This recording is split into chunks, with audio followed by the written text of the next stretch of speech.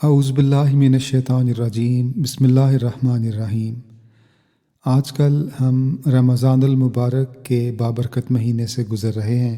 اس حوالے سے ایک مضمون جو روزہ رکھنے کے طبی فوائد سے متعلق ہے پیش خدمت ہے۔ رمضان کے روزے جہاں انسان کی روحانی صحت اور نشو و نما کے لیے اہمیت کے حامل ہیں، وہاں درجنوں جسمانی فوائد ایسے ہیں جن کا روزہ رکھنے سے براہ راست تعلق ہے۔ روزوں کے فوائد سے متعلق جتنی آگہی آج سائنس کی بدولت دنیا پر آشکار ہو رہی ہے، ویسی پہلے شاید کبھی نہ تھی۔ بہت سے مذاہب اور تہذیبوں میں روزہ کسی نہ کسی شکل میں رائج رہا ہے۔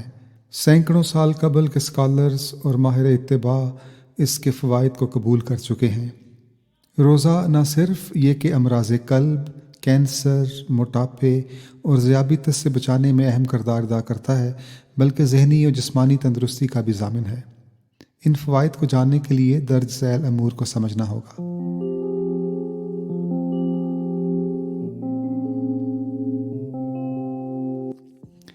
ہر غذا کھانے کے بعد ہمارے خون میں گلوکوز لیول، جسے شوگر لیول بھی کہتے ہیں، بڑھ جاتا ہے، قطع نظر اس سے کہ کھانا نمکین تھا یا میٹھا۔ گلوکوز ہمارے جسم کے لیے ویسی ہی حیثیت رکھتا ہے جیسے گاڑیوں کے لیے پیٹرول یا ڈیزل وغیرہ۔ جسم کے ہر خلیہ اور عضو کو اپنی ذمہ داریاں نبھانے کے لیے اسی گلوکوز کی فراہمی درکار ہوتی ہے۔ تاہم ضرورت سے زائد شوگر لیول رفتہ رفتہ بیماریوں کا باعث بنتا ہے۔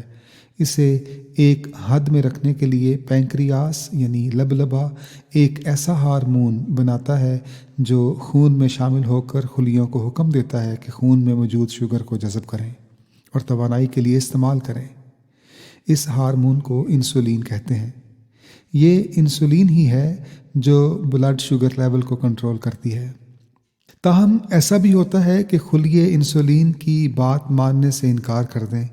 خلیوں کے دائرہ اطاعت سے باہر نکلنے کے اس عمل کو سائنسی اصطلاح میں انسولین ریزسٹنس کہتے ہیں۔ پینکریاس یہ دیکھ کر مزید انسولین خون میں بھیجتا ہے تاکہ جلد از جلد خون میں زائد شوگر کو کنٹرول کیا جا سکے۔ اگر انسان میٹھی چیزوں کا استعمال زیادہ کرتا رہے اور بلڈ شوگر لیول بڑھا ہی رہے تو پینکریاس زیادہ کام کرنے کے باعث مسائل سے دوچار ہو جاتا ہے، اور بالآخر یا تو انسولین بنانا بالکل چھوڑ دیتا ہے، جسے ٹائپ 1 ڈائبٹس کہتے ہیں، یا اس قدر قلیل مقدار میں بنا سکتا ہے جو ضروریات کو پورا نہ کر سکیں، جسے ٹائپ 2 ڈائبٹس کہتے ہیں۔ اس صورتحال کو طبی اصطلاح میں ذیابیطس یا عرف عام میں شوگر ہو جانا کہتے ہیں۔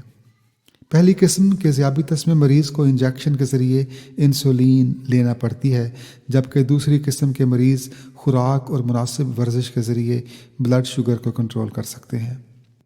اب دیکھتے ہیں کہ روزے کا اور ذیابیطس کا آپس میں کیا رشتہ ہے۔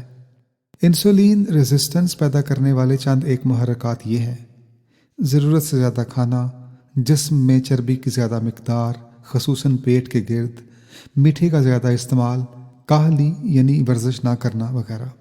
اس سے نپٹنے میں جہاں اچھا صحت مند طرز زندگی، ورزش، متوازن غذا شامل ہے، وہاں روزہ رکھنا بے حد مفید ہے۔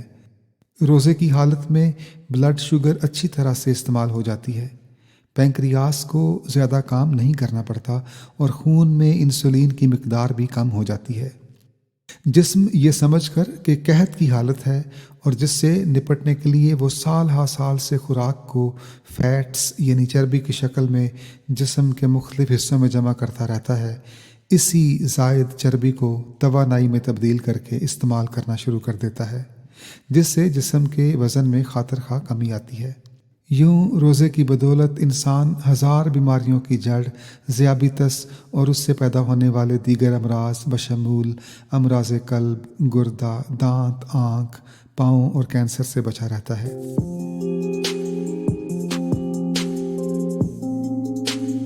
بلند فشار خون یعنی ہائی بلڈ پریشر۔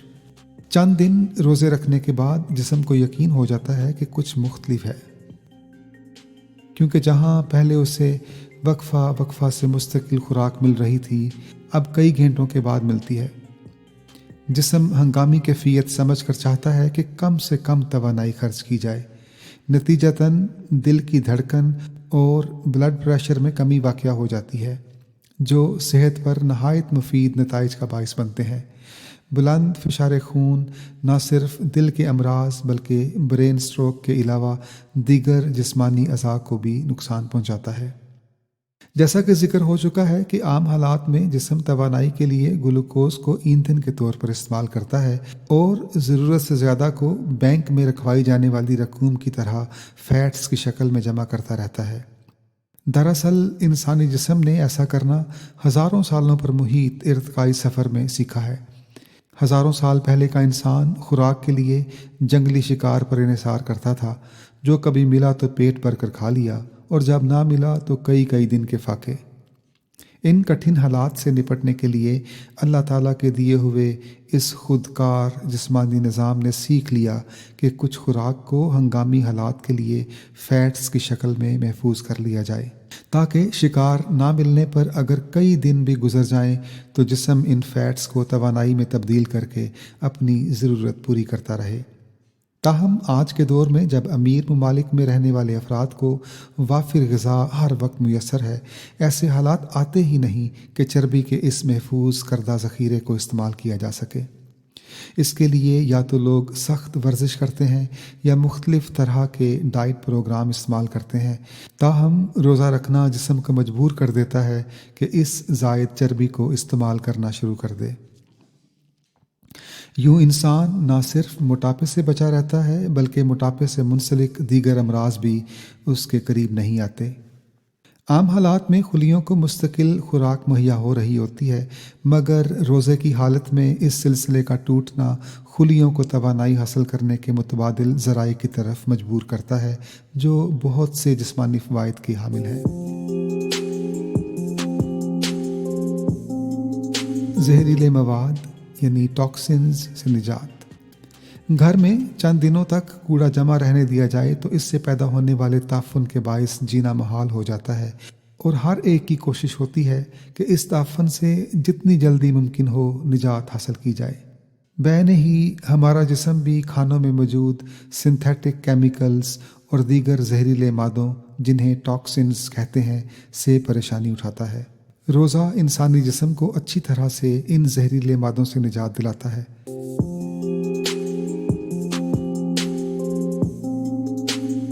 आज के दौर में वो लोग जो अपनी सेहत से मुतल्लिक बहुत हसास हैं, वो कुछ दिनों तक बहुत परहेज़ करके डिटॉक्स के नाम से डाइट करते हैं। अल्लाह ताला का ये भारी एहसान है कि साल भर में जिस्म में जो तोड़ फोड़ हुई हो उसे और कैंसर का बाइस बनने वाले और टॉक्सिन्स जैसे जहरों के जिस्म से अखराज के लिए रमज़ानुल मुबारक के रोज़े फ़र्ज़ कर दिए। इन रोज़ों की बदौलत जिस्म आसन रंग में मुरम्मती काम और जहरीले मादों से निजात हासिल कर लेता है। अब देखते हैं कि ज़हनी कारकर्दगी यानी कॉग्निटिव परफॉर्मेंस पर रोज़े का क्या असर पड़ता है। खाना खाने के बाद गनूदगी तारी हो जाती है। इंसान चाहता है कि आराम करे। इसका मूजब ये है कि भारी मिकदार में खाना खाया जाए तो खून की फराहमी का रुख मैदे की तरफ ज़्यादा हो जाता है, ताकि मैदा जल्द खुराक को हज़म कर सके। नतीजतन दिमाग को पहुँचने वाले खून की रसाई में कमी आ जाती है। इस अमल को फूड कोमा कहते हैं। जाहिर है दिमाग को बेहतर कारकर्दगी के लिए खून की वाफर फराहमी दरकार है। रोज़े की हालत में मज़कूरा बाला सूरत हाल पैदा नहीं होती और आम मफरूज़ों के बरअक्स दिमागी सलाहियतों में इजाफ़ा होता है। देर तक जवान रहने का राज। कुर्राए अर्ज़ पर शायद ही कोई इंसान हो जो ज़्यादा देर तक जवान ना रहना चाहे। तरह तरह की रिसर्च और अद्वियात का इस्तेमाल किया जाता है ताकि एजिंग यानी बढ़ापे की रफ्तार को आहिस्ता किया जा सके। ग्रोथ हार्मोन्स जिस्म में मौजूद चर्बी को तवानाई में तब्दील करके खुलियों की नशोनुमा, मुरम्मत और नए खुलिये बनाने पर सरफ करते हैं। उम्र के साथ साथ इस हार्मोन के बनने में कमी आ जाती है। नतीजतन जिस्म में चर्बी ज़्यादा तेज़ी से इकट्ठी होना शुरू हो जाती है।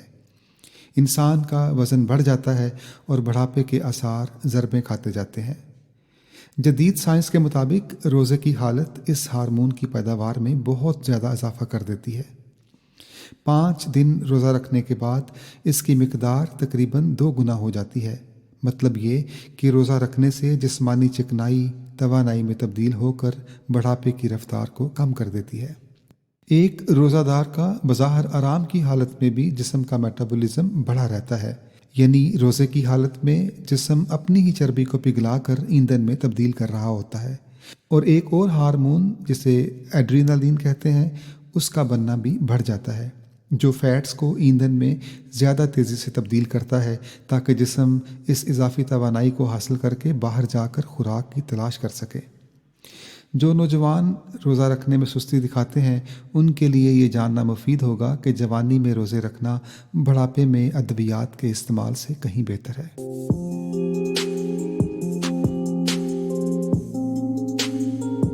ہمارا کلچر۔ بدقسمتی سے رمضان المبارک میں ہم افطاری کرتے وقت اسلام کے اس سنہری اصول کو نظر انداز کر جاتے ہیں کہ بھوک رکھ کر کھانا کھایا جائے۔ ایک تو بھوک کی وجہ سے، دوسرا افطاری پر جو خاص اہتمام کیا جاتا ہے اس کی وجہ سے نہ چاہتے ہوئے بھی انسان ضرورت سے زیادہ کھانا کھا لیتا ہے۔ دوسرا یہ کہ زیادہ چکنائی میں پکے کھانے، پکوڑے وغیرہ بھی صحت پر منفی طور پر اثر انداز ہوتے ہیں۔ یوں روزہ رکھ کر ہمیں جو فوائد مل سکتے ہیں انہیں پورے طور پر حاصل کرنے میں ناکام رہتے ہیں۔ پکوڑے اور سموسے وغیرہ کھانا چھوڑنا اگر مشکل ہے تو اتنا ضرور کرنا چاہیے کہ کھانا پکانے کے لیے ایسی چکنائی استعمال کی جائے جس میں بیڈ فیٹس کم ہوں۔ مثال کے طور پر زیتون کا تیل، بلکہ اس سے بھی بہت بہتر سویابین کا تیل ہے۔ سویابین کے تیل میں بہت سی گڈ فیٹس کے علاوہ ایسے وائٹامنز ہیں جو ذہنی نشو و نما کے لیے بہتر ہیں۔ آخر میں یہ کہنا مناسب ہوگا کہ روزوں سے بے شمار جسمانی فوائد وابستہ ہیں جو ہر گزرتے دن کے ساتھ ثابت ہوتے جاتے ہیں، مگر روزہ رکھتے وقت ہماری نیت جسمانی فوائد کی بجائے خدا تعالیٰ کی رضا اور تقویٰ کے حصول پر ہونی چاہیے۔ اسی کے کہنے پر اس کے پیارے رسول صلی اللہ علیہ وسلم کی سنت پر عمل پیرا ہوتے ہوئے ہمیں رمضان المبارک کے روزوں کا اہتمام کرنا چاہیے۔ دیگر فوائد تو مل ہی جائیں گے۔ اللہ تعالی ہم سب کو روحانی اور جسمانی طور پر رمضان المبارک کے روزوں سے خاطر خواہ فائدہ اٹھانے کی توفیق عطا فرمائے، آمین۔ اخبار احمدیہ، جرمنی، شمارہ اپریل 2021۔